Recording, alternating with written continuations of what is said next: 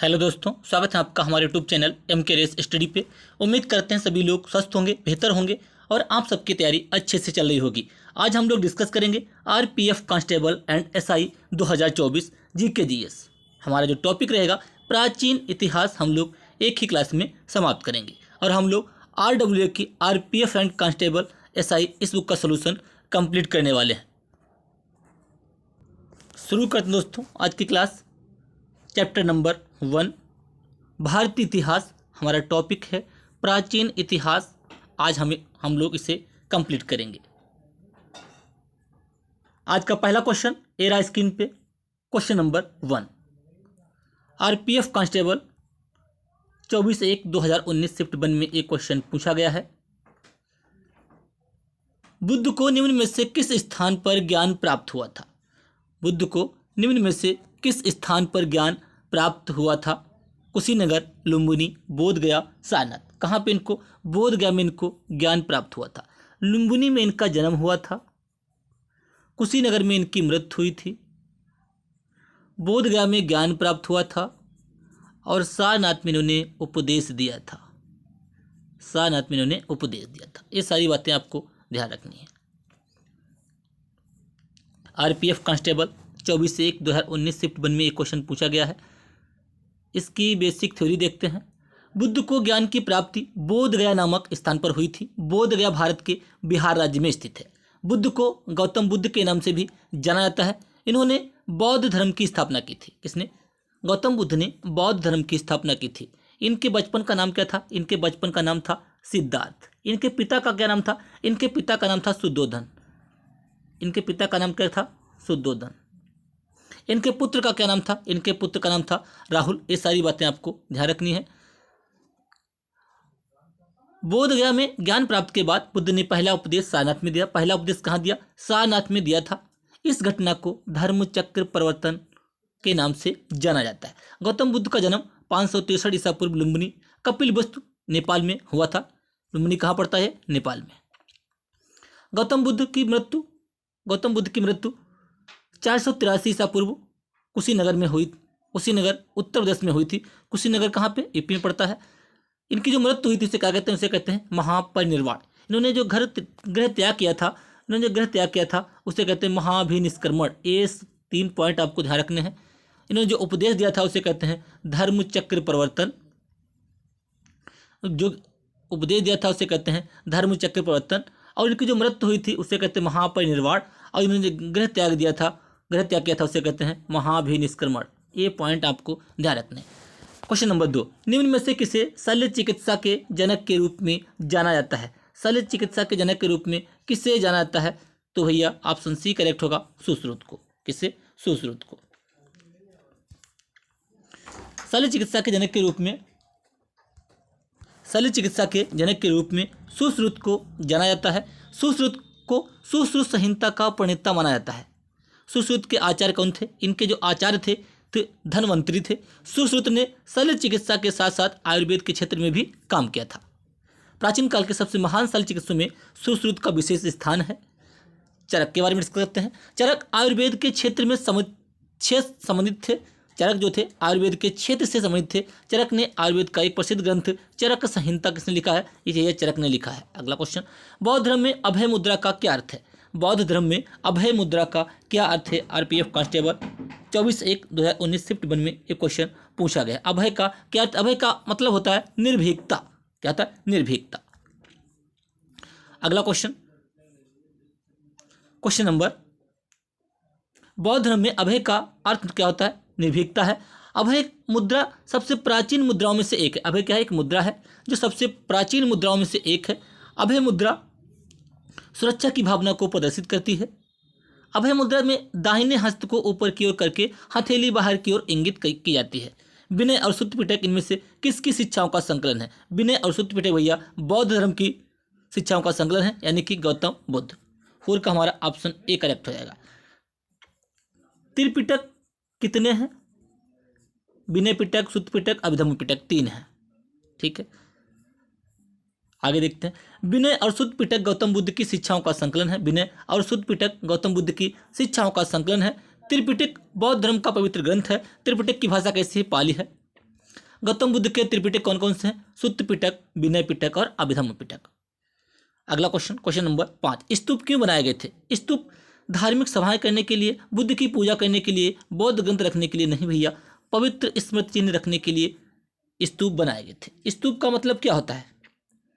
स्तूप का मतलब होता है टीला या ढेर। टीला या ढेर ये समाधि होती है। जब कोई मर जाता है तो उसकी समाधि होती है, समाधि बनाई जाती है, उसे कहते हैं स्तूप। स्तूप पवित्र स्मृति चिन्ह रखने के लिए बनाए गए थे। स्तूप पवित्र स्मृति चिन्ह रखने के लिए बनाए गए थे। स्तूप शब्द पाली और संस्कृत भाषा से लिया गया है। इसका अर्थ है टीला या ढेर होता है। स्तूप किसी व्यक्ति की चिता, समाधि तथा उसके अवशेषों पर निर्मित एक स्मृति स्वरूप अर्ध आकार का टीला या ढेर होता है। स्तूप विशेष रूप से बौद्ध काल में प्रसिद्ध हुए थे। स्तूप का सर्वप्रथम उल्लेख ऋग्वेद में मिलता है। तो सबसे पुराना वेद कौन सा है? पुराना सबसे वेद है भैया ऋग्वेद। वेद कितने हैं? 4। ये भी आपको ध्यान रखना है, वेद कितने हैं? 4। अगला क्वेश्चन, क्वेश्चन नंबर 6, बौद्ध प्रतीक धर्मचक्र किसे दर्शाता है? जो बौद्ध प्रतीक है धर्मचक्र किसको दर्शाता है? बौद्ध प्रतीक धर्मचक्र किसको दर्शाता है? उपदेश, प्रथम उपदेश, जन्म, अंतिम उपदेश या मृत्यु? किसको दर्शाता है? प्रथम उपदेश को दर्शाता है। किसको भैया? प्रथम उपदेश को दर्शाता है। ऑप्शन ए करेक्ट होगा। बौद्ध प्रतीक धर्मचक्र प्रथम उपदेश को दर्शाता है। गौतम बुद्ध ने ज्ञान प्राप्ति के बाद अपना पहला उपदेश सारनाथ में दिया था। इस घटना को धर्मचक्र परिवर्तन के नाम से जानते हैं। गौतम बुद्ध ने अंतिम उपदेश कुशीनगर में दिया था। गौतम बुद्ध ने अंतिम उपदेश कुशीनगर में दिया था। गौतम बुद्ध के जन्म की घटना का प्रतीक कमल और सांड है। गौतम बुद्ध की मृत्यु, उसे महापरिनिर्वाण कहते हैं, का प्रतीक स्तूप है। मृत्यु का प्रतीक क्या है? स्तूप है। पद्मपाणि बोधिसत्व के चिन्ह कहाँ प्राप्त पाए गए हैं? कहाँ पाए गए? अजंता की गुफा में। कहाँ पाए गए? अजंता की गुफा में। अजंता और एलोरा की गुफाएं महाराष्ट्र के औरंगाबाद में पड़ती हैं। औरंगाबाद, महाराष्ट्र। पद्मपाणि बोधिसत्व के चित्र अजंता की गुफा में पाए गए हैं। पद्मपाणि बोधिसत्व के चित्र अजंता की गुफा संख्या 1 में चित्रित हैं। अजंता की गुफाएं औरंगाबाद, महाराष्ट्र में स्थित हैं। राष्ट्रकूट वंश का शाही प्रतीक क्या था? जो राष्ट्रकूट वंश था उसका शाही प्रतीक क्या था? उसका शाही प्रतीक था भैया गोल्डन ईगल। आरपीएफ एसआई 2019 में ये क्वेश्चन पूछा गया है। राष्ट्रकूट वंश का शाही प्रतीक क्या था? गोल्डन ईगल था। राष्ट्रकूट वंश का संस्थापक दंतिदुर्ग प्रथम थे। राष्ट्रकूट वंश की राजधानी मान्यखेद थी। एलोरा और गुफा मंदिर का निर्माण राष्ट्रकूट वंश के शासनकाल में हुआ था। शिलालेखों के अध्ययन को क्या कहा जाता है? शिलालेखों का जो अध्ययन होता है इसे कहते हैं एपिग्राफी। क्या कहते हैं? एपिग्राफी। ऑप्शन डी करेक्ट हो जाएगा। शिलालेखों के अध्ययन को क्या कहते हैं? एपिग्राफी। शिलालेख को पूरा लेख भी कहा जाता है। क्या? शिलालेख को पूरा लेख भी कहा जाता है। शिलालेख प्राचीन समय में घटित घटनाओं तथा उनसे संबंधित व्यक्तियों के बारे में जानकारी हासिल करने के लिए प्रमुख स्रोतों में से एक है। शिलालेखों के द्वारा क्या होता है? प्राचीन काल में जो भी घटनाएं घटित हुई थी उनके द्वारा हमें जानकारी प्राप्त होती है। नेक्स्ट क्वेश्चन नंबर 10, निम्नलिखित में से कौन सा मानव गतिविधियों एवं सभ्यता के प्राक ऐतिहासिक काल का सही काला अनुक्रम कौन सा है? पूरा पाषाण काल, मध्य पाषाण काल, नवपाषाण काल। यही करेक्ट है। पहले पूरा पाषाण काल, फिर मध्य पाषाण काल, फिर नवपाषाण काल। ऑप्शन ए करेक्ट होगा। अगला question, question number 11। Question number 11 RRB NTPC में क्वेश्चन पूछा गया है। हड़प्पा सभ्यता की मोहरों पर निम्नलिखित में से कौन सा पशु अक्सर देखा जाता था? हड़प्पा सभ्यता की मोहरों पर निम्नलिखित में से कौन सा पशु अक्सर देखा जाता था? क्या भैया? बैल। क्या? बैल अक्सर देखा जाता था। इसके अलावा हड़प्पा सभ्यता की मोहरों पर बैल के अतिरिक्त बाघ, गैंडा, हाथी, बकरी, हिरण तथा भेड़ आदि पशुओं के चित्र भी देखे जाते थे। हड़प्पा सभ्यता की मोहरों का आकार त्रिभुजाकार, आयताकार, वृत्ताकार और वर्गाकार था। अगला क्वेश्चन, भारतीय नेपोलियन निम्नलिखित में से किसको कहता है? इस समुद्रगुप्त को भैया भारत का नेपोलियन कहता है। इनको किसने कहा था? इनको विंसेंट स्मिथ ने कहा था। किसने? विंसेंट स्मिथ ने इनको भारत का नेपोलियन कहा था। समुद्रगुप्त को भारत के नेपोलियन के नाम से जाना जाता है। समुद्रगुप्त भारत के सबसे महान शासकों में से एक थे। समुद्रगुप्त चंद्रगुप्त के प्रथम उत्तराधिकारी थे। समुद्रगुप्त के शासनकाल को सांस्कृतिक तथा राजनीतिक दृष्टि से गुप्त वंश के साम्राज्य का उत्कर्ष काल माना जाता है। समुद्रगुप्त के साम्राज्य की राजधानी पाटलिपुत्र। ये आपको ध्यान रखना है। समुद्रगुप्त की जो राजधानी थी क्या थी? वो साम्राज्य की पाटलिपुत्र थी। समुद्रगुप्त ने अपने साम्राज्य विस्तार के लिए दोहरी नीति अपनाई थी। समुद्रगुप्त को भारत के नेपोलियन की संज्ञा प्रसिद्ध इतिहासकार विंसेंट आर्थर स्मिथ ने दी थी। भारत का नेपोलियन किसको कहते हैं? समुद्रगुप्त को कहते हैं। इंपॉर्टेंट है, ध्यान रखना। पल्लव राजवंश का संस्थापक कौन था? पल्लव राजवंश का संस्थापक कौन था? Option A Simha Vishnu. पल्लव राजवंश के संस्थापक सिंह विष्णु थे। पल्लव राजवंश का संस्थापक सिंह विष्णु था। पल्लव राजवंश दक्षिण भारत का एक प्रसिद्ध राजवंश था। पल्लव राजवंश की राजधानी क्या थी? कांचीपुरम थी। नंदी वर्मन तथा महेंद्र वर्मन पल्लव राजवंश के प्रमुख शासक थे। सिंह विष्णु को अवन सिंह के नाम से भी जाना जाता था। सिंह विष्णु को अवन सिंह के नाम से भी जाना जाता था। अगला क्वेश्चन, निम्नलिखित धर्मों में से किस धर्म से दिलवाड़ा मंदिर कहाँ पे स्थित है? माउंट आबू राजस्थान में स्थित है ये, सिरोही हिल्स पे। ये किससे रिलेटेड, किस धर्म से रिलेटेड है? ये भैया जैन धर्म से। किससे? जैन धर्म से। ऑप्शन सी करेक्ट हो जाएगा। दिलवाड़ा मंदिर जैन धर्म से संबंधित है। दिलवाड़ा मंदिर राजस्थान राज्य के सिरोही जनपद के माउंट आबू पर स्थित है। दिलवाड़ा मंदिर 5 मंदिरों का एक समूह है। दिलवाड़ा मंदिर का निर्माण 11वीं से 13वीं शताब्दी के मध्य हुआ था। दिलवाड़ा मंदिर का निर्माण चालुक्य राजवंश के शासनकाल में हुआ था। किसका शासनकाल में? चालुक्य राजवंश के शासनकाल में दिलवाड़ा मंदिर का निर्माण हुआ था। निम्नलिखित में से कौन बुद्ध के सिद्धांतों से संबंधित है? बुद्ध के सिद्धांतों से कौन संबंधित है? ऑप्शन बी करेक्ट है। कौन? अभिधम्म पिटक। कौन? अभिधम्म पिटक। अभिधम्म पिटक बुद्ध के सिद्धांतों से संबंधित है। अभिधम्म पिटक बुद्ध के त्रिपिटक में से एक है। अभिधम्म पिटक बुद्ध के सिद्धांतों का एक व्यापक रूपी विद्वतापूर्ण सारांश व विश्लेषण है। यह थेरवाद बौद्ध धर्म का अभिन्न अंग है। सिंधु घाटी सभ्यता का सबसे पहला खोजा गया स्थल कौन सा था? सिंधु घाटी सभ्यता का सबसे पहला खोजा गया स्थल कौन सा था? लोथल, कालीबंगन, मोहनजोदड़ो, हड़प्पा। इनमें से कौन सा करेक्ट होगा? सबसे पहले कौन सा खोजा गया था भैया? हड़प्पा। हड़प्पा की खोज किसने की थी? दयाराम साहनी ने की थी। सिंधु घाटी सभ्यता का सबसे पहला खोज स्थल हड़प्पा था। हड़प्पा स्थल की खोज 1921 में राय बहादुर दयाराम साहनी ने की थी। हड़प्पा स्थल कहाँ पे? रावी नदी के तट पर स्थित है। कहाँ पे? रावी नदी के तट पर स्थित है। मोहनजोदड़ो इसका शाब्दिक अर्थ, मोहनजोदड़ो बारे में डिस्कस करते हैं। मोहनजोदड़ो इसका शाब्दिक अर्थ है मृतकों का टीला। मोस्ट इंपॉर्टेंट है। इसकी खोज राखल दास बंजी ने 1922 में की थी। मोहनजोदड़ो स्थल सिंधु नदी के तट पर स्थित है। लोथल के बारे में डिस्कस करते हैं। लोथल कहाँ पर पड़ता है? ये गुजरात में। लोथल स्थल की खोज 1954 वर्ष 1924 में डॉक्टर SR राव ने की थी। लोथल सिंधु घाटी सभ्यता का महत्वपूर्ण बंदरगाह था। लोथल क्या है? एक बंदरगाह था। लोथल भोगवा नदी के तट पर स्थित है। कालीबंगन कहाँ पड़ता है? कालीबंगन स्थल की खोज अमलानंद घोष ने की थी। कालीबंगन का अर्थ है काले रंग की चूड़ियाँ। कालीबंगन के स्थल के उत्खनन का श्रेय BK थापर तथा BB लाल थापर को जाता है। कालीबंगन किसको? BK थापर तथा BB लाल थापर को इसकी खोज का श्रेय जाता है, उत्खनन का। कालीबंगन घग्गर नदी के तट पर स्थित है। प्रसिद्ध उत्तरामेर शिलालेख किस राजवंश से संबंधित है? प्रसिद्ध उत्तरामेर किससे संबंधित है? प्रसिद्ध उत्तरामेर शिलालेख किस राजवंश से संबंधित है भैया? चोल राजवंश से। किससे? चोल। RPF SI में क्वेश्चन पूछा गया है। आज की क्लास में हम लोग टोटल 108 क्वेश्चन डिस्कस करेंगे।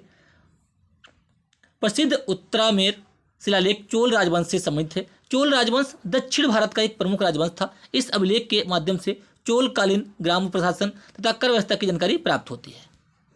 सिंधु सभ्यता में इनमें से किस स्थल में जलाशयों के साक्ष्य मिले हैं? जलाशय के साक्ष्य कहाँ से मिले हैं भैया? ये भैया लोथल से मिले हैं। कहाँ से? लोथल से।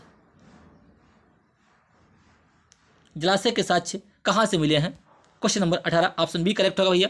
धौलावीरा से मिले। सॉरी, जलाशय के साक्ष्य कहाँ से मिले हैं? धौलावीरा से। धौलावीरा गुजरात। सिंधु सभ्यता के धौलावीरा स्थल से जलाशयों के साक्ष्य मिले हैं। सिंधु सभ्यता के धौलावीरा स्थल से जलाशयों के साक्ष्य मिले हैं। धौलावीरा स्थल गुजरात राज्य में स्थित है। धौलावीरा स्थल की खोज 1967-68 ईस्वी में GP जोशी ने की थी। किसने की थी? JP जोशी ने की थी। कालीबंगा मतलब क्या था? इस स्थल से जुते हुए खेत के साक्ष्य मिले हैं। यह स्थल राजस्थान राज्य में स्थित है। कोट दीजी इस स्थल से कांसे की चपटे फलक वाली कुल्हाड़ी के साक्ष्य मिले हैं। कहाँ से? कोट दीजी से। यह स्थल पाकिस्तान देश के सिंध राज्य में स्थित है। लोथल गुजरात में स्थित है।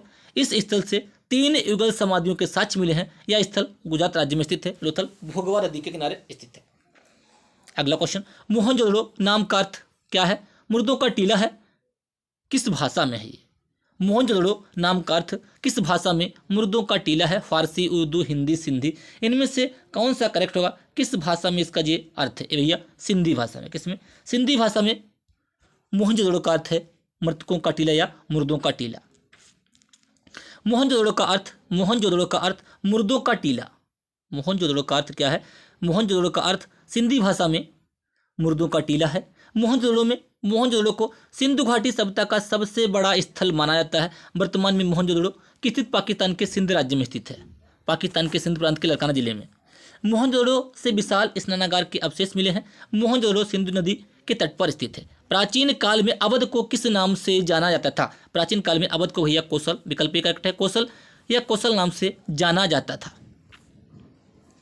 अवध को कौशल के नाम से जाना जाता था। प्राचीन भारत में 6ठी शताब्दी में 16 जनपदों का उदय हुआ था। जनपद कितने हैं? 16। कौशल इन्हीं 16 महाजनपदों में से एक था। कौशल महाजनपद की राजधानी श्रावस्ती। अगर आपसे पूछा जाए कौशल महाजनपद की राजधानी क्या थी? श्रावस्ती थी। अगला क्वेश्चन नंबर 21, निम्न में से कौन सा पाल साम्राज्य का संस्थापक था? पाल का संस्थापक था भैया गोपाल। पाल साम्राज्य का संस्थापक था गोपाल। पाल साम्राज्य का संस्थापक गोपाल एक कुशल प्रशासक था। पाल साम्राज्य का उदय 8वीं शताब्दी में हुआ था। पाल साम्राज्य के शासक बौद्ध धर्म का पालन करते थे। पाल साम्राज्य के शासक धर्मपाल ने विक्रमशिला विश्वविद्यालय की स्थापना किसने की थी? धर्मपाल ने। मोस्ट इंपॉर्टेंट, पाल साम्राज्य के जो शासक थे धर्मपाल, इन्होंने विक्रमशिला विश्वविद्यालय की स्थापना की थी। निम्नलिखित वेदों में से किसे ब्रह्म वेद के नाम से भी जाना जाता है? किसे ब्रह्म वेद के नाम से भी जाना जाता है? ऋग्वेद, यजुर्वेद, सामवेद, एद, अर्थवेद। वेद कितने हैं? 4। सबसे पुराना कौन सा है? ऋग्वेद। सबसे पुराना है ऋग्वेद। किसे जो है वेदों में से किसे ब्रह्म वेद के नाम से जाना जाता है? इनमें से कौन सा करेक्ट होगा? अर्थवेद। अर्थवेद को भैया ब्रह्म वेद के नाम से जाना जाता है। अर्थवेद को ब्रह्म वेद के नाम से जाना जाता है। वेद प्राचीन भारत के धर्म ग्रंथ हैं। इनकी संख्या 4 है। ऋग्वेद, यजुर्वेद, सामवेद, अर्थवेद। 4 वेदों में से अर्थवेद सबसे नवीन वेद है और ऋग्वेद सबसे प्राचीन वेद है। ऋग्वेद क्या है? सबसे प्राचीन वेद है। इस वेद में 10 मंडल, 1028 सूक्त तथा लगभग 10,462 मंत्र हैं। यजुर्वेद के 2 भाग हैं, शुक्ल यजुर्वेद और कृष्ण यजुर्वेद। यज्ञ संबंधी विधान यजुर्वेद से संबंधित है। यजुर्वेद से क्या है? यज्ञ संबंधी। सामवेद या चारों वेदों में आकार की दृष्टि से सबसे छोटा है। सामवेद सबसे क्या है? सबसे छोटा है। इस वेद का संबंध संगीत से। रत्नावली प्रियदर्शिका तथा नागानंद के रचयिता कौन है भैया? हर्षवर्धन। कौन है? हर्षवर्धन। क्वेश्चन नंबर 23, रत्नावली प्रियदर्शिका और नागानंद के रचयिता कौन है? हर्षवर्धन। हर्ष जो है बाणभट्ट के दरबार में कवि थे।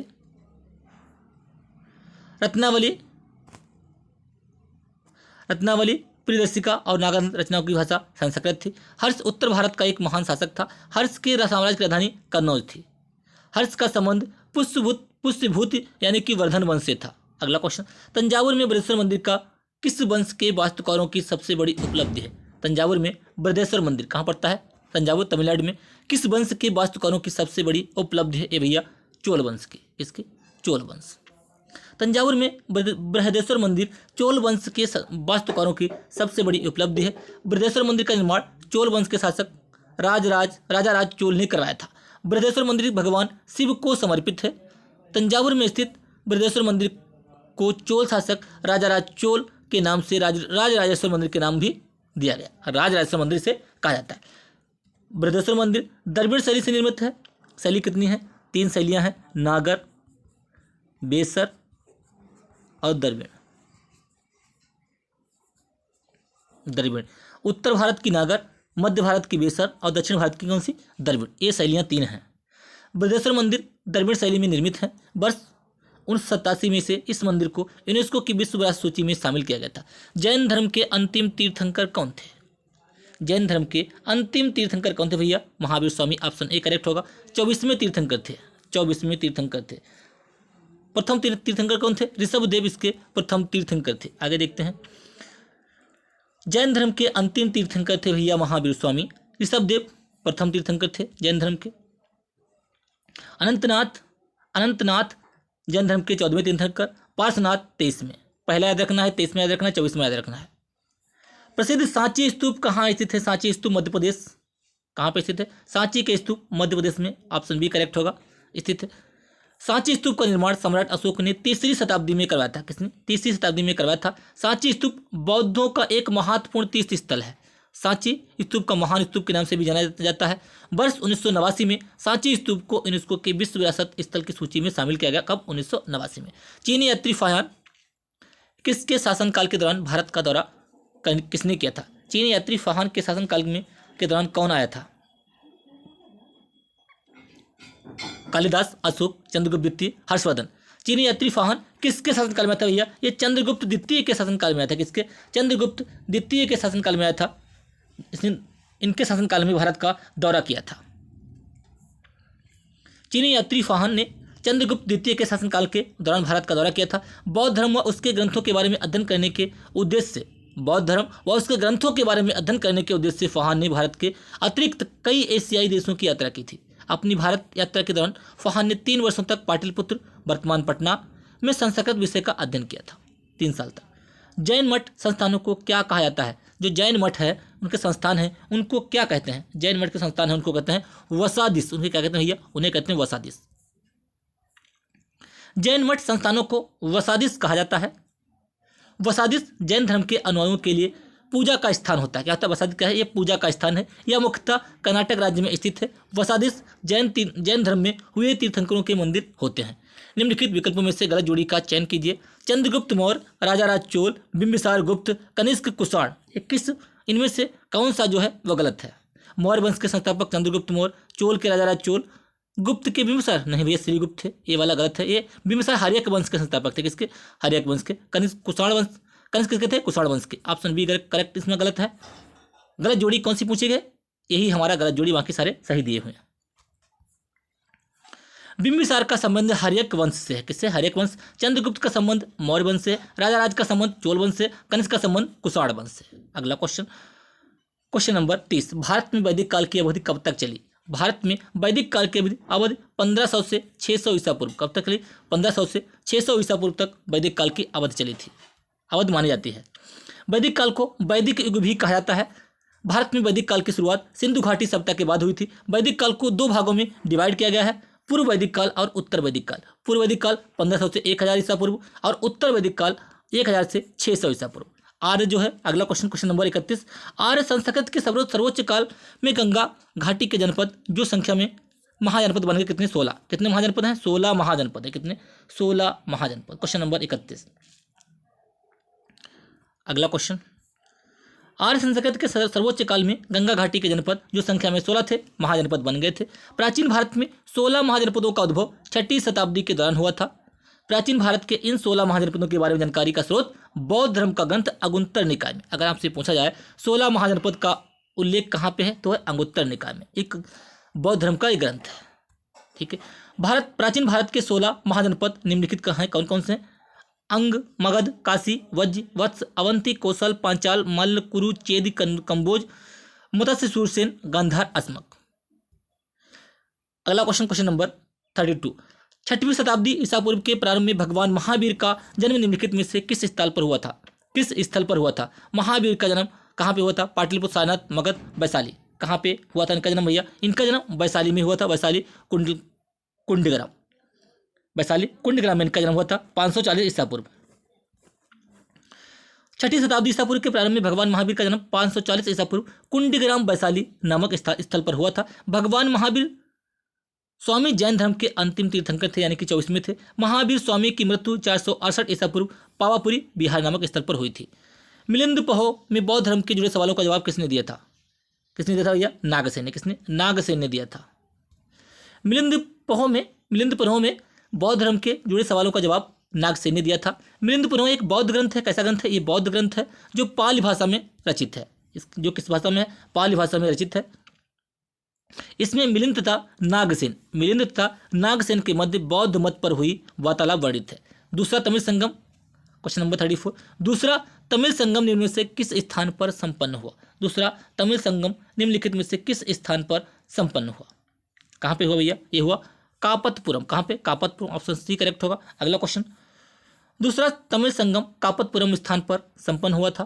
प्राचीन भारत के दक्षिण भाग के 3 संगम आयोजित किए गए थे। इनको तमिल कवियों का समागम भी कहा जाता था। ठीक है। प्रसिद्ध यात्री फाहन का संबंध किस देश से था?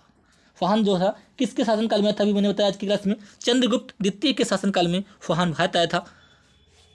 इसका संबंध किस देश से था? किससे था भैया? ये फाहन कहाँ का था? ये चीन का था। चीनी यात्री फाहन था। ये प्रसिद्ध यात्री फाहन का संबंध चीन देश से है। फाहन भारत चंद्रगुप्त विक्रमादित्य के शासनकाल में आया था।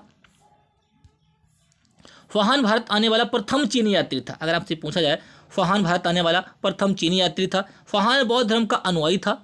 अपनी भारत यात्रा के दौरान फाहन 6 वर्षों तक यहीं रहा था। फाहन बौद्ध धर्म तथा उसके ग्रंथों के बारे में अध्ययन करने के उद्देश्य से भारत आया था। बुद्ध का वास्तविक नाम क्या था? अगर आपसे पूछा जाए तो क्या इसमें आप आंसर देंगे? बुद्ध का सिद्धार्थ चन्ना शुद्धोदन कंथक। आज की क्लास में मैंने ये क्वेश्चन बताया है। मैंने बताया था कि बुद्ध का जो वास्तविक नाम था ये था सिद्धार्थ। इनके पुत्र का क्या नाम था? इनके पुत्र का नाम था भैया राहुल।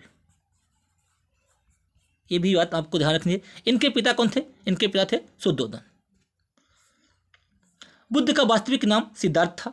गौतम बुद्ध का जन्म 563 ईसा पूर्व लुम्बिनी कपिलवस्तु नेपाल में हुआ था। गौतम बुद्ध के पिता का नाम था शुद्धोदन तथा माता का नाम था माया देवी। माता का नाम भी याद रखना है, माया देवी। चन्ना गौतम बुद्ध का प्रमुख सारथी तथा सेवक था। चन्ना कंथक गौतम बुद्ध का घोड़ा था। क्या था? कंथक जो था गौतम बुद्ध का घोड़ा था। जिंद अवस्था किस धर्म से संबंधित है? जिंद अवस्था भैया ये पारसी धर्म से संबंधित है। किससे? जिंद अवस्था किस धर्म से संबंधित है? संबंधित पवित्र ग्रंथ है किसका? पारसी धर्म का। जिंद अवस्था पारसी धर्म का पवित्र ग्रंथ है। ईसाई धर्म से संबंधित पवित्र ग्रंथ कौन है? बाइबिल है। बाइबिल। सिख धर्म से संबंधित पवित्र ग्रंथ गुरु ग्रंथ साहिब है। इस्लाम धर्म का पवित्र ग्रंथ कुरान है। ये सारे ध्यान रखने। पार्श्वनाथ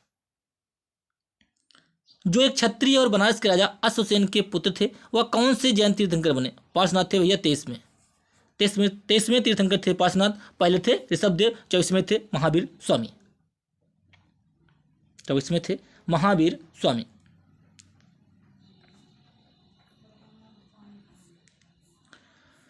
पार्श्वनाथ जो एक क्षत्रिय और बनारस के राजा अश्वसेन के पुत्र थे। 23वें जैन तीर्थंकर थे। जैन धर्म के पहले तीर्थंकर ऋषभदेव। दूसरे कौन थे? अजितनाथ। 24वें थे महावीर स्वामी। गौतम बुद्ध के निम्नलिखित उपदेशों में से किसे अग्नि उपदेश के रूप में जाना जाता है? किसे अग्नि उपदेश के रूप में जाना जाता है भैया? आदित्य पर्याय सूत्र को भैया अग्नि उपदेश के रूप में जाना जाता है। बुद्ध चरित्र नामक महाकाव्य किसने लिखा था? बुद्ध चरित्र नामक महाकाव्य किसने लिखा था भैया? ये भैया अश्वघोष ने क्या लिखा? बुद्ध चरित्र किसने लिखा? अश्वघोष ने। बुद्ध चरित्र किसने लिखा? बुद्ध चरित्र लिखा भैया अश्वघोष ने। ऑप्शन डी करेक्ट है। अश्वघोष कहाँ रहते थे? ये भैया अश्वघोष जो थे ये कनिष्क के राज दरबारी थे। किसके? कनिष्क के। कनिष्क कौन था? कनिष्क कुषाण वंश का शासक था। कुषाण वंश का शासक था कनिष्क। उसके जो राज दरबारी थे अश्वघोष, ये राजकवि थे। बुद्ध चरित्र नामक महाकाव्य अश्वघोष ने लिखा है। अश्वघोष कनिष्क के दरबार में राजकवि थे। अश्वघोष ने सौंदरानंद काव्यम की रचना की। इसकी भी रचना उन्होंने अश्वघोष ने की थी। नागार्जुन कनिष्क के समकालीन थे। नागार्जुन को माध्यमिक मत एवं शून्यवाद का प्रवर्तक माना जाता है। नागार्जुन को माध्यमिक मत एवं शून्यवाद का प्रवर्तक माना जाता है। निम्न में से संगम साहित्य का कौन सा ग्रंथ व्याकरण और काव्यशास्त्र से संबंधित है? इनमें से कौन सा करेक्ट होगा भैया? Option C Tolkappiyam. कौन सा? तोलाक्कापियम। तोलाक्कापियम जो संगम साहित्य का ग्रंथ है ये व्याकरण और काव्यशास्त्र से संबंधित है। मणिमेगलई यह एक तमिल महाकाव्य है। मणिमेगलई इसकी रचना कवि चितलई चतनार द्वारा की गई थी। शिलप्पादिकरम यह तमिल साहित्य का प्रथम महाकाव्य है जिसकी रचना इलांगो आदिगल के द्वारा की गई थी। जीवक चिंतामणि यह एक तमिल महाकाव्य है जिसकी रचना जैन मुनि तिरुत्तक्केदेवर ने द्वारा की गई थी। निम्नलिखित में से कौन सा वैदिक ग्रंथ शिल्प धन विज्ञान से संबंधित है? इनमें से कौन सा करेक्ट होगा? शिल्प धन विज्ञान से संबंधित है भैया शिल्प शास्त्र, ऑप्शन सी करेक्ट होगा। वैदिक ग्रंथ शिल्प शास्त्र शिल्प धन विज्ञान से संबंधित है। शिल्प शास्त्र एक प्राचीन ग्रंथ है। कैसा? एक प्राचीन ग्रंथ है। इसके अंतर्गत विभिन्न प्रकार की हस्तशिल्प तथा कला के सिद्धांतों का विश्लेषण किया गया था। गंधर्व वेद या 4 उपवेदों में से एक है। अन्य 3 उपवेद कौन है? धनुर्वेद, शिल्प वेद तथा आयुर्वेद। पहली जैन परिषद कहाँ आयोजित की गई थी? पहली जैन परिषद कहाँ हुई थी? पाटलिपुत्र में हुई थी भैया। कहाँ पे? पाटलिपुत्र कहाँ पड़ता है? पहली जैन परिषद कहाँ हुई थी? पाटलिपुत्र में हुई थी, आयोजित की गई थी। पहले जैन परिषद का आयोजन चंद्रगुप्त मौर्य के शासनकाल में तथा स्थूलभद्र की अध्यक्षता में। अध्यक्ष कौन थे? स्थूलभद्र थे। 300 ईसा पूर्व हुआ था। दूसरी जैन परिषद बल्लभी में आयोजित की गई थी। दूसरी जैन परिषद का आयोजन देवधरी क्षमा श्रवण की अध्यक्षता में 512 ईस्वी में हुआ था। निम्नलिखित में से कौन सा महाकाव्य ऋषि वेद व्यास द्वारा लिखा गया था? ऋषि वेद व्यास द्वारा कौन सा महाकाव्य लिखा गया था भैया? उन्होंने महाभारत लिखा था। महाभारत वेद व्यास ने लिखा, रामायण वाल्मीकि ने लिखी। वेद व्यास द्वारा महाभारत, जिसे महाकाव्य कहते हैं, लिखा गया। रामायण वाल्मीकि ने लिखी। शिलप्पादिक्रम इलांगो आदिगल ने लिखा। जीवक चिंतामणि तिरुक्तक्केदोर्दे तक्कदेवर ने लिखा था। ये भी आपको ध्यान रखना इंपॉर्टेंट है। पाणिनि किसने लिखी? पाणिनि अष्टाध्यायी ने लिखी। पाणिनि द्वारा लिखित अष्टाध्यायी पुस्तक किसने लिखी? पाणिनि ने लिखी है। पाणिनि द्वारा लिखित अष्टाध्यायी पुस्तक का विषय क्या था? ज्योतिष, विज्ञान, व्याकरण, अंकगणित। इनमें से कौन सा करेक्ट होगा? इनमें से कौन सा करेक्ट होगा? ऑप्शन सी व्याकरण। पाणिनि द्वारा लिखित अष्टाध्यायी पुस्तक का विषय क्या था? ये व्याकरण की पुस्तक थी। पाणिनि द्वारा लिखित अष्टाध्यायी पुस्तक का विषय व्याकरण है। महेश पाणिनि संस्कृत भाषा के प्रसिद्ध व्याकरण थे। इनकी प्रसिद्ध पुस्तक अष्टाध्यायी में 8 अध्याय हैं। कितने अध्याय हैं? 8 अध्याय हैं, इसलिए इसे अष्टाध्यायी कहा गया है। अगला क्वेश्चन, राष्ट्रकूट राजवंश का संस्थापक कौन था? राष्ट्रकूट राजवंश का संस्थापक आज की क्लास में डिस्कस किया, दंतिदुर्ग था। दंतिदुर्ग को दंतिदुर्ग प्रथम भी कहा जाता था। राष्ट्रकूट राजवंश का शासनकाल 6वीं से 13वीं शताब्दी तक था। राष्ट्रकूट राजवंश ने भारत के उत्तरी दक्षिण तथा मध्य भारत पर भाग पर शासन किया था। चंद्रगुप्त मौर्य का उत्तराधिकारी कौन था? चंद्रगुप्त मौर्य का उत्तराधिकारी कौन था भैया? बिंदुसार था। कौन था? बिंदुसार। फिर अशोक। चंद्रगुप्त मौर्य का उत्तराधिकारी कौन था? बिंदुसार था।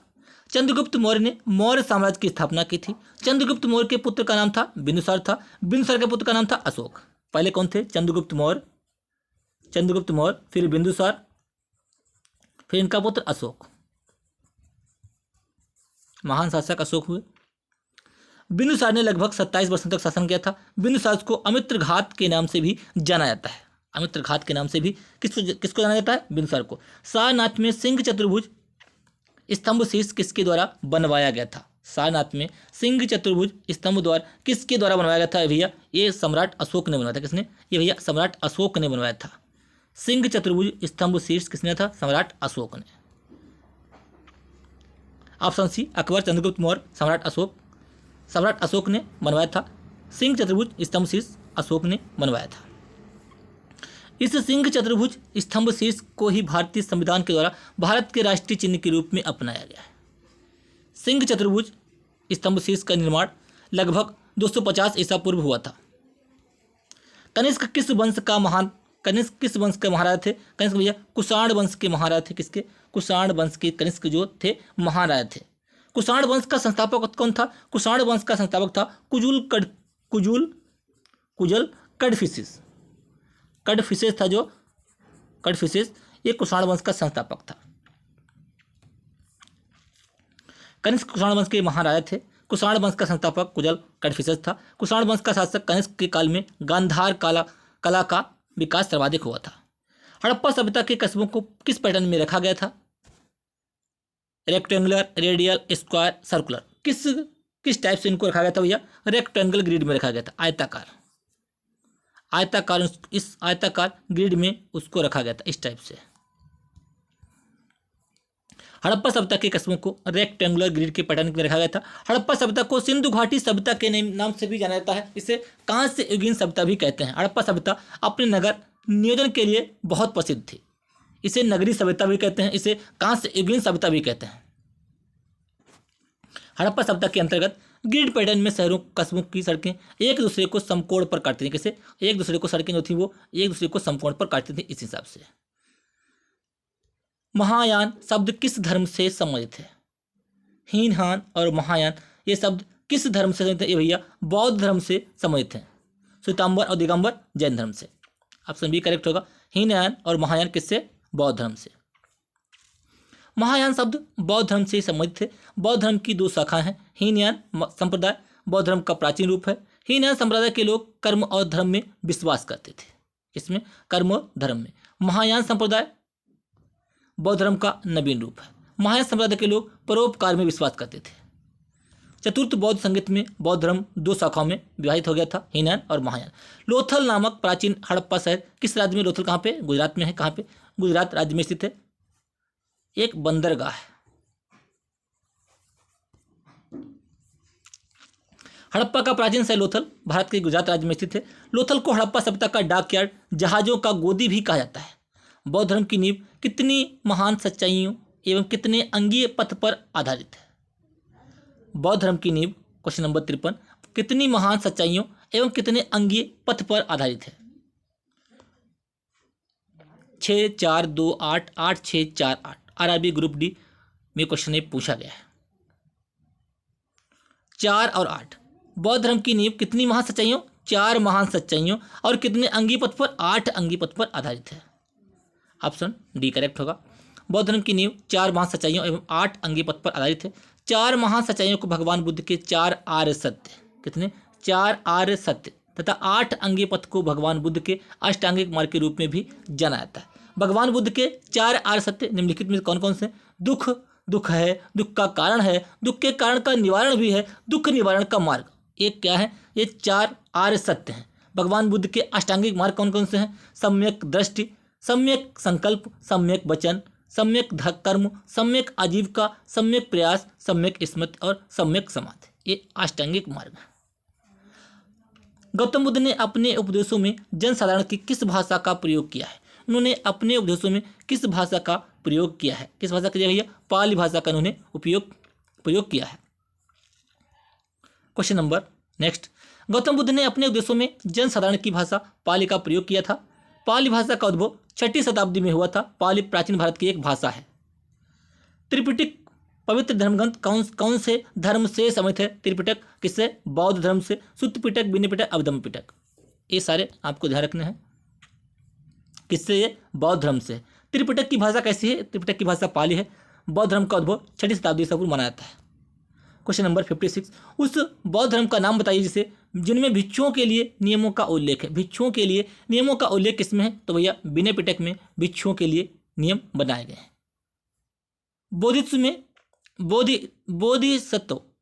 बोधिसत्व की अवधारणा इनमें से किससे संबंधित है? बोधिसत्व की अवधारणा इनमें से किससे संबंधित है? महायान धर्म से भैया बोधिसत्व की अवधारणा महायान बौद्ध धर्म से संबंधित है। बोधिसत्व से आशय है 10 पारमिताओं का पूर्ण रूप से पालन करने वाला। इसका आशय क्या है? बोधिसत्व का अर्थ है 10 पारमिताओं का पूर्ण रूप से पालन करने वाला। हीनयान तथा महायान बौद्ध धर्म की 2 शाखाएं थी। निम्नलिखित में से अनुसरण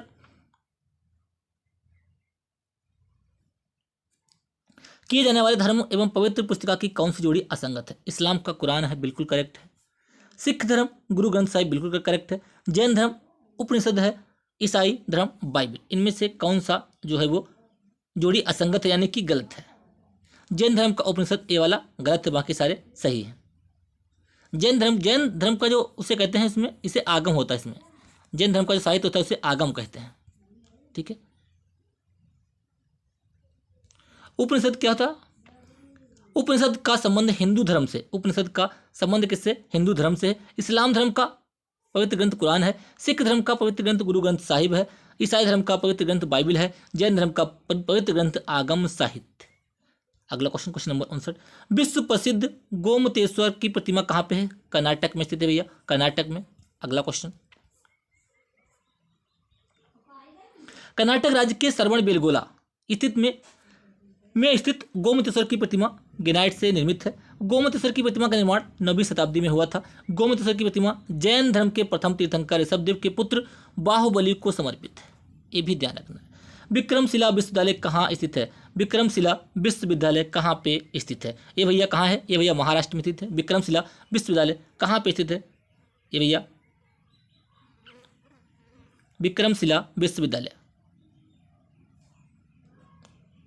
महाराष्ट्र में नहीं भैया, ये बिहार में स्थित है। कहाँ पे? विक्रमशिला विश्वविद्यालय कहाँ पे स्थित है?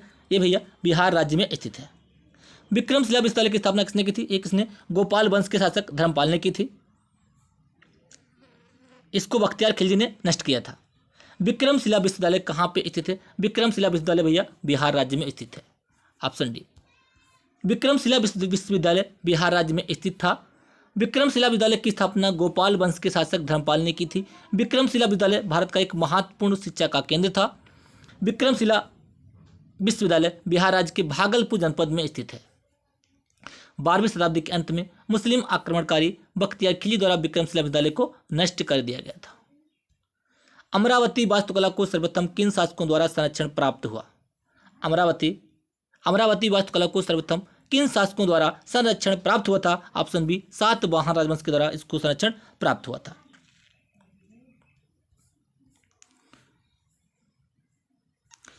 गौतम बुद्ध का पुत्र निम्नलिखित में से कौन था? आज की मैंने क्लास में डिस्कस किया था। गौतम बुद्ध का पुत्र था राहुल। ऑप्शन सी करेक्ट होगा। उपाली एक गौतम बुद्ध के शिष्य थे। उपाली। आनंदा एक गौतम बुद्ध के चचेरे भाई तथा उनके शिष्य थे। उपगुप्त सम्राट सम्राट अशोक के गुरु थे। कौन? उपगुप्त। अगला क्वेश्चन नंबर 63। निम्नलिखित में से यज्ञ में कौन सा घोड़े के बलिदान से संबंधित है? निम्नलिखित यज्ञ में से कौन सा घोड़े के बलिदान से संबंधित है? घोड़े के बलिदान से। घोड़े के अश्वमेध यज्ञ। कौन सा? अश्वमेध यज्ञ। अश्वमेध यज्ञ जो है घोड़े के बलिदान से संबंधित है। अश्वमेध यज्ञ का प्राचीन काल के वैदिक यज्ञों में प्रमुख स्थान है। अश्वमेध शब्द में अश्व शब्द का अर्थ घोड़ा तथा मेध शब्द का अर्थ है बलि, यानी कि घोड़े की बलि अश्वमेध। दिगंबर और श्वेतांबर कैसे? जैन धर्म से हैं। दिगंबर और श्वेतांबर जैन धर्म से। हीनयान और महायान बौद्ध धर्म से। ऑप्शन बी करेक्ट इसमें होगा। दिगंबर और श्वेतांबर का संबंध जैन धर्म से है। जैन धर्म को श्वेतांबर और दिगंबर के दो समुदाय में बांटा गया था। श्वेतांबर समुदाय को साधु श्वेत वस्त्र सफेद वस्त्र धारण करने वाले कौन थे? श्वेतांबर। और दिगंबर थे, ये नग्न रहने वाले थे, नग्न अवस्था में रहते थे। जैन धर्म में स्थूलभद्र के शिष्य श्वेतांबर और भद्रबाहु के शिष्य दिगंबर कहे गए। निम्नलिखित में से कौन सा दर्शन तार्किक सोच की तकनीक में विश्वास करता था? कौन सा दर्शन जो था वो तार्किक सोच में विश्वास करता था? ऑप्शन बी न्याय दर्शन। न्याय दर्शन जो था ये तार्किक सोच की तकनीक में विश्वास करता था।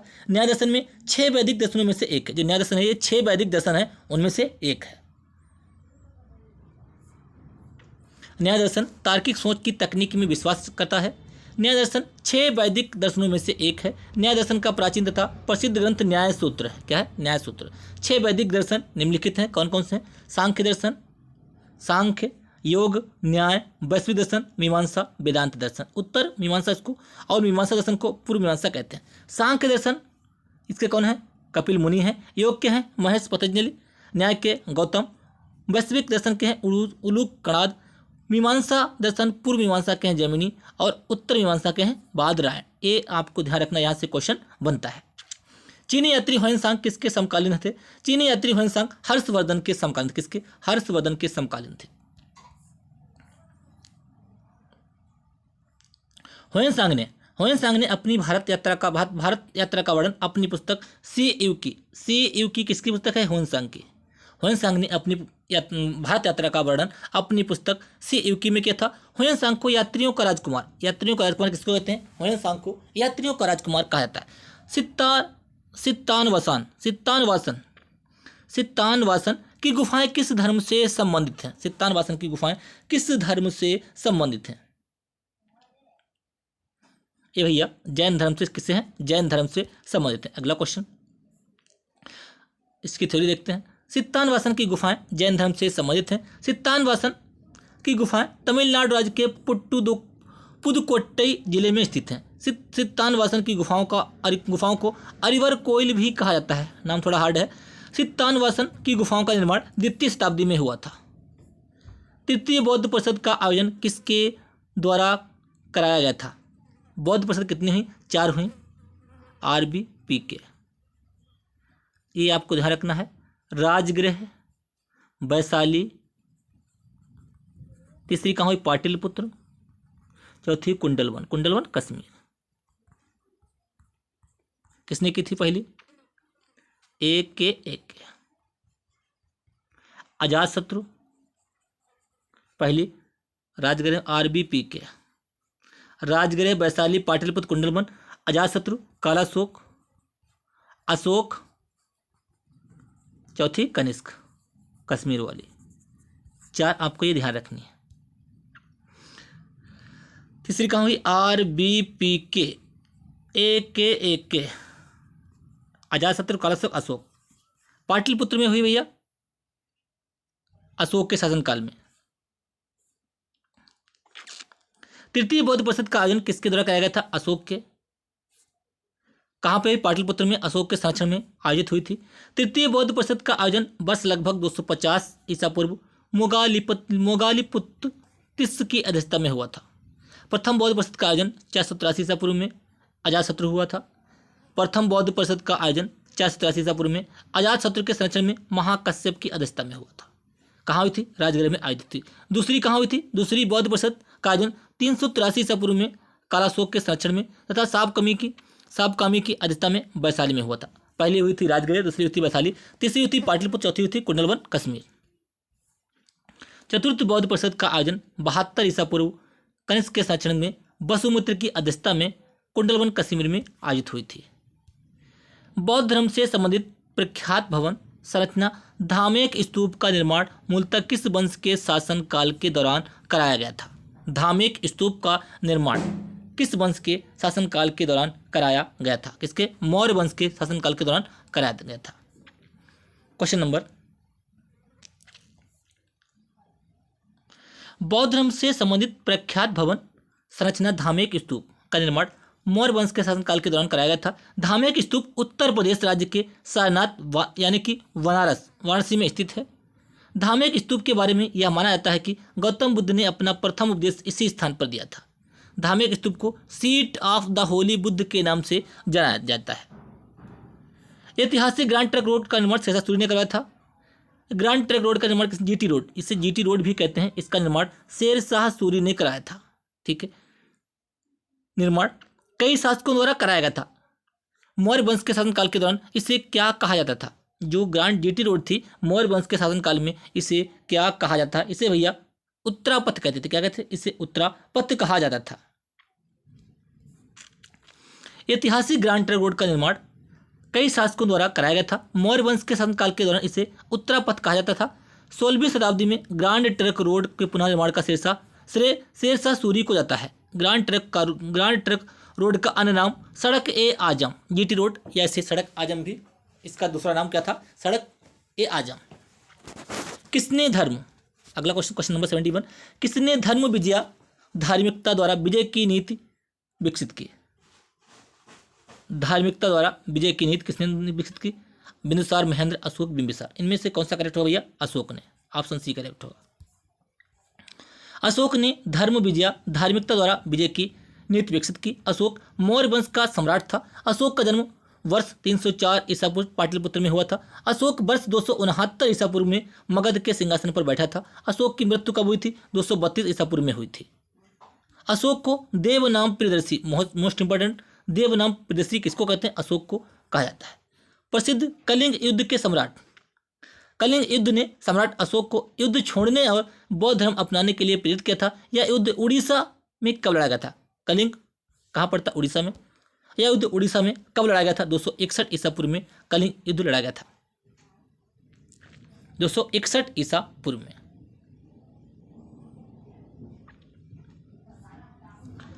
प्रसिद्ध कलिंग युद्ध ने सम्राट अशोक को युद्ध छोड़ने बौद्ध धर्म अपनाने के लिए प्रेरित किया था। यह युद्ध उड़ीसा में वर्ष 261 ईसा पूर्व में लड़ा गया था। सम्राट अशोक ने युद्ध छोड़ने तथा बौद्ध धर्म अपनाने का फैसला कलिंग युद्ध में हुए भयंकर नरसंहार के को देखते लिए लिया था। कलिंग युद्ध सम्राट अशोक और कलिंग के राजा अनंत पद्मनाभन के मध्य हुआ था। इस युद्ध में सम्राट अशोक विजय हुआ, जिसका उल्लेख सम्राट अशोक के 13वें शिलालेख में मिलता है। अगर आपसे पूछा जाए कलिंग युद्ध कब हुआ था, 261 ईसा पूर्व में हुआ था। कहाँ कलिंग कहाँ पर था? उड़ीसा में स्थित है। इसका किसमें उल्लेख मिलता है? 13वें शिलालेख में मिलता है। ये आपको ध्यान रखना इंपॉर्टेंट है। सम्राट अशोक ने पत्थर के स्तंभों और पत्थर के तख्तों पर आप अपने कितने आदेश उत्कीर्ण करवाकर अपने राज्य के प्रमुख स्थानों पर स्थापित किए ताकि लोग तदनुसार आचरण कर सके? कितने? 14 किए हैं। कितने भैया किए? कितने किए उन्होंने? 14।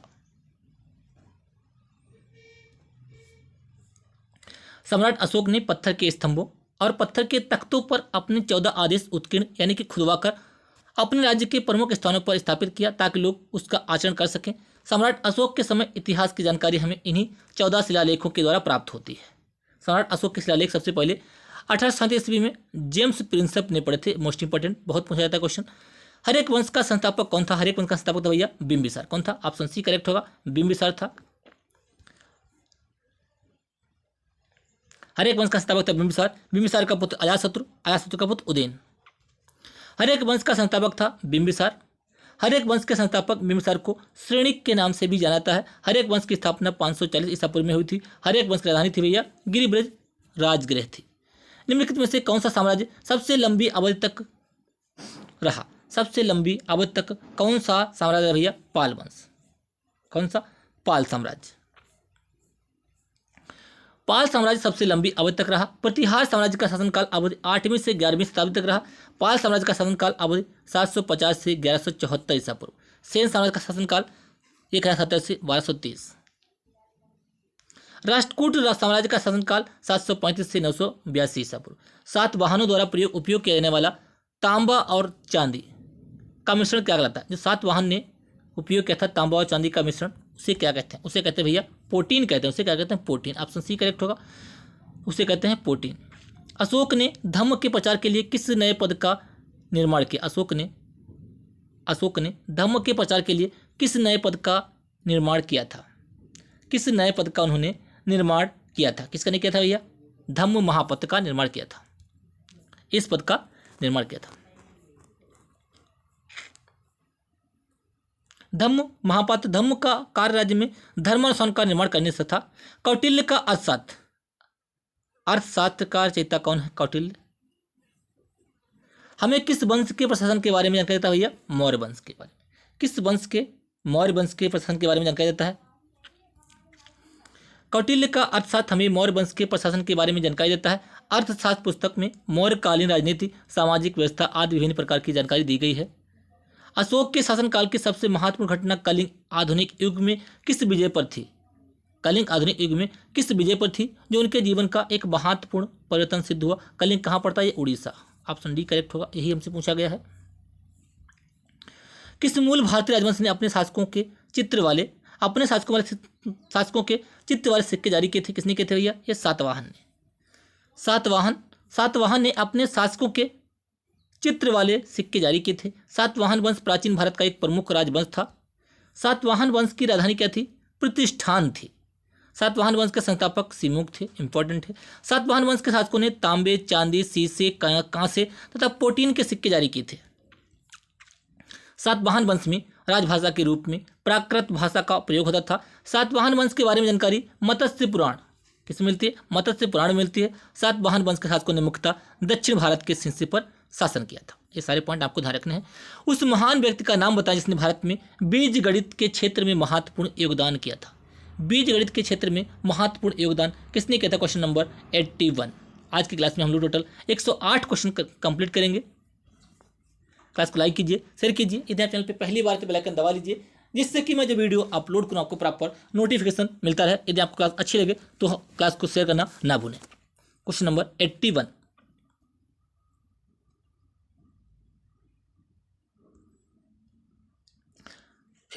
लगभग 1 घंटा की क्लास हमारी होने वाली है।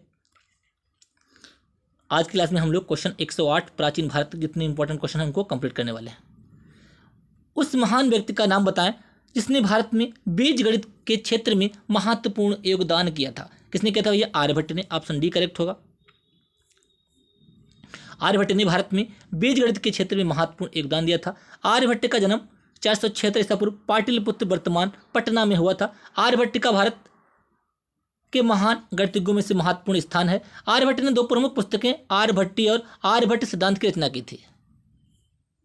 नटराज की प्रसिद्ध कांस्य प्रतिमा निम्नलिखित के साम्राज्य में से किससे संबंधित? नटराज की प्रसिद्ध कांस्य प्रतिमा किससे संबंधित है? ये भैया किससे संबंधित है? ये भैया चोल से। किसे? चोल वंश से संबंधित है। नटराज की प्रसिद्ध कांस्य प्रतिमा चोल साम्राज्य से संबंधित है। नटराज की प्रसिद्ध कांस्य प्रतिमा में भगवान शिव को नृत्य करते हुए दिखाया गया है। नटराज की प्रसिद्ध कांस्य प्रतिमा तमिलनाडु राज्य के चिदम्बरम में स्थित है। निम्नलिखित में से कौन सा तमिल साहित्य का महाकाव्य है? तमिल साहित्य का महाकाव्य कौन सा है? सिलप्पादिकारम। कौन सा? सिलप्पादिकारम। ऑप्शन ए करेक्ट होगा। तमिल साहित्य का महाकाव्य है सिलप्पादिकारम। सिलप्पादिकारम महाकाव्य रचना चोल वंश के शासनकाल में हुई थी। सिलप्पादिकारम महाकाव्य 3 भागों में विभक्त है। सिलप्पादिकारम महाकाव्य के लेखक इलांगो आदिगर। इंपॉर्टेंट है लेखक। क्वेश्चन नंबर 84, हड़प्पा वासियों द्वारा निम्नलिखित में से किस भवन निर्माण सामग्री का उपयोग किया गया था? किस भवन निर्माण सामग्री का उपयोग किया गया था हड़प्पा वासियों के द्वारा? किसका? तप्त मिट्टी की ईंटों का प्रयोग किया गया था। हड़प्पा वासियों द्वारा भवन निर्माण सामग्री के लिए तप्त मिट्टी की ईंटों का उपयोग किया गया था। हड़प्पा सिंधु घाटी सभ्यता का एक शहर है। वर्तमान में हड़प्पा शहर पाकिस्तान देश में पंजाब राज्य के मोंटोगोमरी जिले में स्थित है। निम्न में से किस औषधि को देवता कहा? निम्न में से किसे औषधि का देवता? किसे औषधि का देवता किसको कहा जाता है? औषधि का देवता किसको कहते हैं भैया? धनवंतरी को। उसका औषधि का देवता धनवंतरी को औषधि का देवता कहा जाता है। धनवंतरी को औषधि का देवता कहा जाता है। धनवंतरी आयुर्वेद के प्रणेता थे। धनवंतरी चंद्रगुप्त द्वितीय विक्रमादित्य के दरबार में उनके नवरत्नों में से एक थे। धनवंतरी चंद्रगुप्त द्वितीय विक्रमादित्य के दरबार में आयुर्वेद के चिकित्सक थे। धनवंतरी की प्रमुख पुस्तकों में से रोग निदान तथा वैध चिंतामणि इनकी कौन सी पुस्तक है? धनवंतरी की रोग निदान तथा वैध चिंतामणि इनकी पुस्तकें हैं। विजयालय जो चोल वंश का संस्थापक था वह पहले सामंत था। विजयालय जो चोल वंश का संस्थापक कौन था? विजयालय। अगर आपसे पूछा जाए चोल वंश का संस्थापक कौन है? चोल वंश का संस्थापक था विजयालय जो पहले सामंत था। वो किनका सामंत था? पहले किसका सामंत था भैया? पल्लवों का सामंत था। किसका? पल्लवों का सामंत था। रावण द्वारा कैलाश पर्वत को हिलाते हुए चित्रित प्रतिमा कहाँ पाई गई है? कहाँ पाई गई है? एलोरा गुफाओं में। अजंता एलोरा गुफाएं महाराष्ट्र के औरंगाबाद में पड़ती हैं। एलोरा की गुफाएं महाराष्ट्र राज्य के औरंगाबाद जिले में स्थित हैं। जूनागढ़ की बौद्ध गुफाएं जूनागढ़ गुजरात राज्य में स्थित हैं। अजंता की बौद्ध गुफाएं औरंगाबाद महाराष्ट्र में स्थित हैं। बराबर की गुफाएं जहानाबाद बिहार में स्थित हैं। बराबर की गुफाएं कहाँ पे? जहानाबाद बिहार में स्थित हैं। हाथी गुम्फा शिलालेख किसके द्वारा उत्कीर्ण कराया गया था? हाथी गुम्फा शिलालेख खारवेल के द्वारा उत्कीर्ण कराया गया था। खारवेल कौन थे? खारवेल कलिंग के शासक थे। हाथी गुम्फा अभिलेख प्राकृत भाषा में उत्कीर्ण है। होयसल साम्राज्य की राजधानी कौन सी थी? होयसल साम्राज्य की राजधानी कौन सी थी? होयसल साम्राज्य की राजधानी कौन सी थी? देवगिरी, द्वार समुद्रम, मैसूर, कल्याणी। कौन थी भैया? द्वार समुद्रम। होयसल साम्राज्य की राजधानी द्वार समुद्रम। ऑप्शन बी करेक्ट हो जाएगा। होयसल साम्राज्य के संस्थापक कौन थे? नृपकाम द्वितीय थे। होयसल दक्षिण भारत का एक प्रमुख राजवंश था जिसने 10वीं से 14वीं शताब्दी तक राज किया था। पुलकेशियन द्वितीय किस राजवंश का सर्वाधिक प्रख्यात शासक था? ये चालुक्य वंश का था। किसका? चालुक्य वंश का था पुलकेशियन द्वितीय। ऑप्शन ए करेक्ट हो जाएगा। चालुक्य वंश की राजधानी थी कौन सी? इनकी राजधानी थी भैया वादामी। इनकी राजधानी थी कौन सी? वादामी इनकी राजधानी थी। पुलकेशिन द्वितीय चालुक्य राजवंश का सर्वाधिक प्रख्यात शासक था। चालुक्य राजवंश की राजधानी कौन सी? बादामी थी। पुलकेशिन द्वितीय ने तत्कालीन कनौज के राजा हर्षवर्धन को युद्ध में पराजित किया था। चालुक्य राजवंश ने 6वीं से 12वीं शताब्दी के दौरान दक्षिण भारत के एक बड़े क्षेत्र पर शासन किया था। चालुक्य राजवंश की भारत में कई शाखाएं थीं। पुलकेशिन द्वितीय चालुक्य राजवंश की शाखा वातापी बादामी से संबंधित थे। पुलकेशिन द्वितीय के शासन में चालुक्य राजवंश सर्वाधिक शक्तिशाली था। चालुक्य राजवंश का प्रारंभिक इतिहास तथा पुलकेशिन द्वितीय के बारे में जानकारी यहोल अभिलेख से प्राप्त होती है। यहोल अभिलेख पुलकेशिन द्वितीय के बारे में जानकारी से एहोल अभिलेख से प्राप्त होती है। कौन से चोल राजा ने मालदीव के द्वीपों पर दरियाई विजय पाई थी? मालदीव के द्वीपों पर किसने दरियाई विजय पाई थी? वो कौन सा चोल राजा था? कौन था भैया? राजा राज। ऑप्शन बी करेक्ट हो जाएगा। चोल राजा राजा राज ने मालदीव के द्वीपों पर दरियाई विजय पाई थी। चोल राजा राजा राज ने अनेक नौसेना के अभियानों का संचालन किया था। अपने एक नौसेना के अभियान के तहत इन्होंने भारत के दक्षिणी भाग तथा मालदीव को विजित कर लिया था। मालदीव पर विजय चोल राजा राजा राज की अंतिम विजय थी। किसकी? चोल जो राजा थे राजा, इनकी अंतिम विजय थी। कौन सा साम्राज्य 7वीं और 8वीं सदी में बहुत शक्तिशाली हो गया और कांचीपुरम उसकी राजधानी थी? कांचीपुरम किसकी राजधानी थी? कांचीपुरम किसकी राजधानी थी भैया? पल्लव राजवंश की कौन सी राजधानी थी? कांचीपुरम।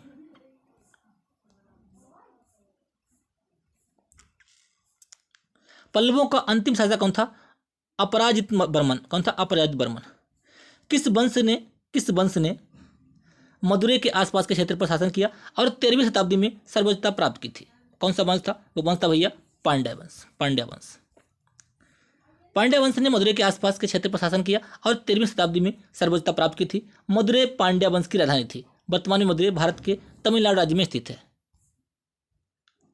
पांड्या राजवंश दक्षिण भारत के प्रमुख राजवंशों में से एक था। पांड्या राजवंश ने भारत की 6वीं शताब्दी से 13वीं शताब्दी तक शासन किया था। किस वर्ष हाइडेस्पिस की लड़ाई आयोजित की गई थी? हाइडेस्पिस यानी वितस्ता का युद्ध 326 ईसा पूर्व। कब? 326 ईसा पूर्व। 326 ईसा पूर्व हाइडेस्पिस की लड़ाई आयोजित की गई थी। हाइडेस्पिस की लड़ाई पोरस तथा सिकंदर महान के मध्य हुई थी। किसके बीच हुई थी? पोरस तथा सिकंदर महान के बीच हुई थी। इस लड़ाई को झेलम की लड़ाई के नाम से भी जाना जाता है। किसको? झेलम की लड़ाई के नाम से भी इसे जाना जाता है। दक्षिण भारतीय मंदिरों के प्रवेश द्वार को गोपुरम कहते हैं। दक्षिण भारतीय मंदिरों के प्रवेश द्वार को क्या कहा जाता है? उसे भैया गोपुरम कहा जाता है। ऑप्शन ए करेक्ट होगा। दक्षिण भारतीय मंदिरों के प्रवेश द्वार को गोपुरम कहा जाता है। इस प्रकार के द्वार मुख्यतः दक्षिण भारत के मंदिरों को प्रतिनिधित्व करते हैं। दक्षिण भारत के मंदिर मुख्यतः किस शैली में है? द्रविड़ शैली में निर्मित है। उत्तर भारत के नागा शैली में, मध्य भारत के वेश्य शैली में। दक्षिण भारत के मंदिरों के प्रवेश द्वार को गोपुरम का निर्माण सर्वप्रथम पल्लव शासकों ने किया था। सत्यमेव जयते कहाँ से लिया गया? मुंडक उपनिषद से लिया गया। सत्यमेव जयते मुंडक उपनिषद से लिया। ऑप्शन ए करेक्ट होगा। सत्य की ही विजय होती है। सत्यमेव जयते शब्द मुंडक उपनिषद में वर्णित है। सत्यमेव जयते हमारे देश का राष्ट्रीय आदर्श वाक्य है। सत्यमेव जयते हमारे देश का राष्ट्रीय प्रतीक के नीचे देवनागरी लिपि में अंकित है। सत्यमेव जयते को राष्ट्रीय आदर्श वाक्य के रूप में 26 जनवरी 1950 को अपनाया गया था। सत्यमेव जयते का शाब्दिक अर्थ है सत्य की जीत। महाबलीपुरम में प्रसिद्ध समुद्र तट का निर्माण किसने कराया था? महाबलीपुरम में प्रसिद्ध समुद्र तट का निर्माण किसने किया था? प्रसिद्ध समुद्र तट का निर्माण महाबलीपुरम में किसने किया था भैया? नरसिंह वर्मन द्वितीय ने। किसने? ऑप्शन डी करेक्ट होगा। नरसिंह वर्मन द्वितीय ने किया था। क्वेश्चन नंबर, नरसिंह वर्मन कौन थे? नरसिंह वर्मन द्वितीय पल्लव वंश के शासक थे। नरसिंह वर्मन द्वितीय का शासनकाल वर्ष 695 से 720 तक रहा। महाबलीपुरम के शोर मंदिर, अगर आपसे पूछा जाए शोर मंदिर महाबलीपुरम, कैलाश मंदिर महाबलीपुरम का निर्माण नरसिंह वर्मन द्वितीय के द्वारा ही किया गया था। वास्तुकला में पंचायत शैली के किस शब्द से संबंधित है? वास्तुकला जो है उसमें पंचायत शैली किससे संबंधित है? बौद्ध से, बांध से, शहर से, कैसे? ये भैया मंदिर से संबंधित। किससे? मंदिर से संबंधित है। ऑप्शन डी करेक्ट होगा। वास्तुकला में पंचायतन शैली का निर्माण मंदिर निर्माण से संबंधित है।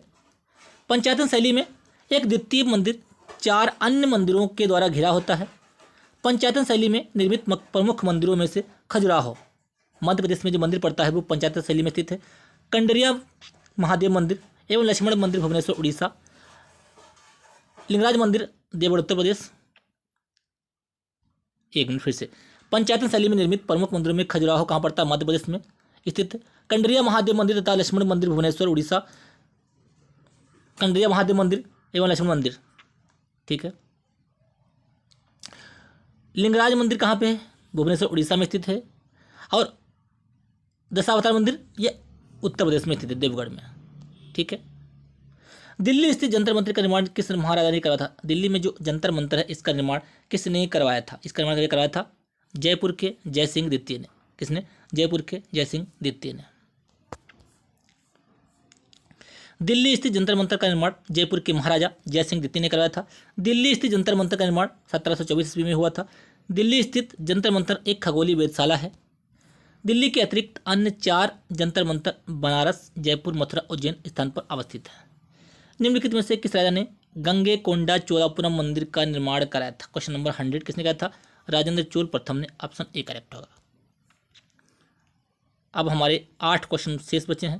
क्वेश्चन नंबर 101, सरवण बेलगोला कहाँ पर स्थित है? कर्नाटक में स्थित है भैया। सरवण बेलगोला कर्नाटक में स्थित है, जहाँ पे गोमतेश्वर की प्रतिमा स्थित है। सरवण बेलगोला कर्नाटक में स्थित है। यह कर्नाटक राज्य में के हासन जिले में स्थित है। यह 2 पहाड़ियाँ चंद्रगिरी तथा बिंदगिरी पहाड़ियों के मध्य में स्थित एक प्रमुख स्थान है। गोमतेश्वर की प्रतिमा यहीं पर स्थित है। सरवण बेलगोला जैन धर्म का एक प्रमुख तीर्थ स्थल है। प्राचीन स्रोतों में से मिली जानकारी के अनुसार सम्राट चंद्रगुप्त मौर्य ने अपने जीवन के अंतिम क्षण इसी स्थान पर व्यतीत किए थे। गांधार कला में एक बौद्ध दृश्य कला शैली जिसका विकास प्रथम शताब्दी ईसा पूर्व तथा चतुर्थ शताब्दी ईसा पूर्व में व्यापक पर किसके साम्राज्य में समृद्ध हुआ था? किसके साम्राज्य में समृद्ध हुआ था? क्वेश्चन नंबर 102, किसके होता भैया? कुषाण। गांधार कला एक बौद्ध दृश्य कला शैली जिसका विकास प्रथम शताब्दी ईसा पूर्व तथा चतुर्थ शताब्दी ईसा पूर्व में व्यापक तौर पर किसके साम्राज्य में समृद्ध हुआ था? कुषाण के साम्राज्य में समृद्ध हुआ था। ऑप्शन ए करेक्ट हो जाएगा। कुषाण वंश का संस्थापक कौन था? कुजल कडफिसेस था। इसको मैंने आज की क्लास में बताया है। कांचीपुरम में कैलाश मंदिर का निर्माण किसके शासनकाल में होता? कांचीपुरम में कैलाश मंदिर का निर्माण किसके शासनकाल में होता भैया? पल्लव के शासनकाल में हुआ था। पल्लव के शासनकाल में हुआ था।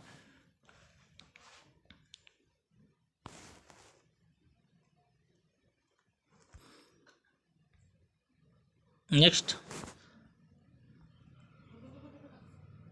तमिलनाडु स्थित महाबलीपुरम में इमारतों का समूह निर्मित किया गया था। इमारतों का समूह निर्मित किया गया था चोलों द्वारा, पांड्यों द्वारा, चालुक्यों द्वारा, पल्लवों द्वारा। किसके द्वारा? तमिलनाडु स्थित महाबलीपुरम में इमारतों का समूह किसके द्वारा? पल्लवों द्वारा भैया निर्मित किया गया था। किसके द्वारा? पल्लवों द्वारा निर्मित किया गया था। महाबलीपुरम में स्थित इमारतों का समूह यूनेस्को की विश्व विरासत सूची में वर्ष 1984 में शामिल किया गया था। यह भारत के तमिलनाडु राज्य के चेंगलपट्टू जिले में महाबलीपुरम नामक पर स्थित है। महाबलीपुरम नामक स्थान पर स्थित है।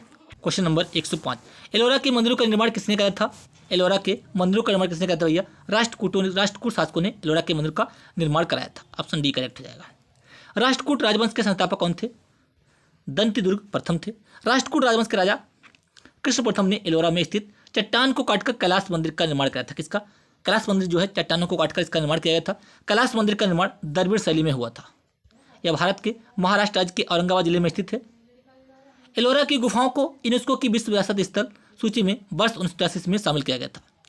क्वेश्चन नंबर 106, अजंता और एलोरा की गुफाएं किस धर्म की सबसे पहली वास्तुकला, गुफा चित्रकला एवं मूर्तिकला के उत्तम उदाहरणों में से एक है?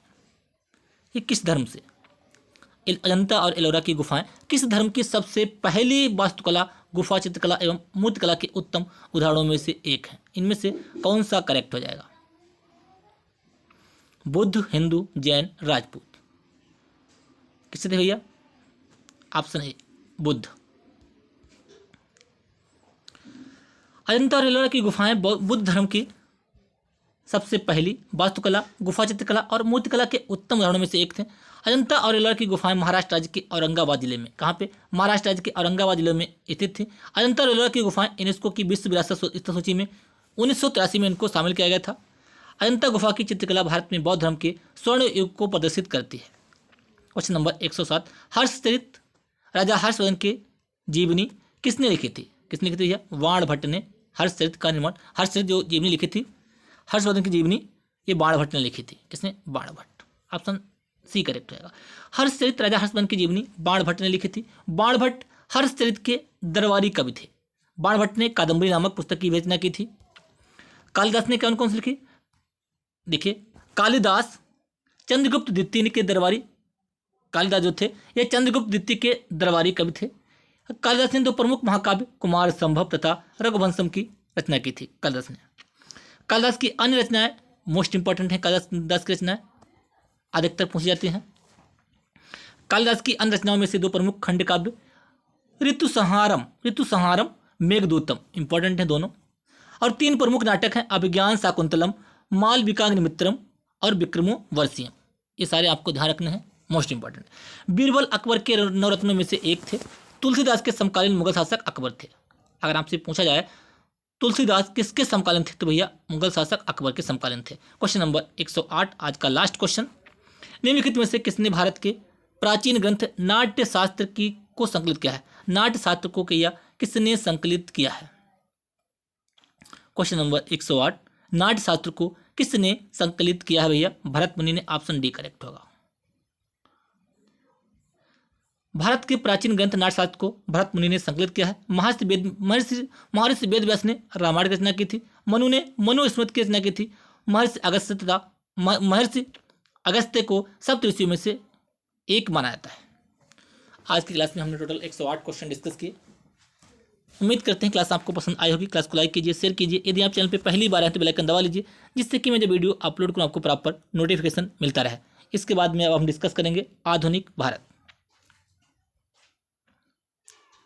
क्लास को लाइक, शेयर एंड सब्सक्राइब करना ना भूलें। धन्यवाद।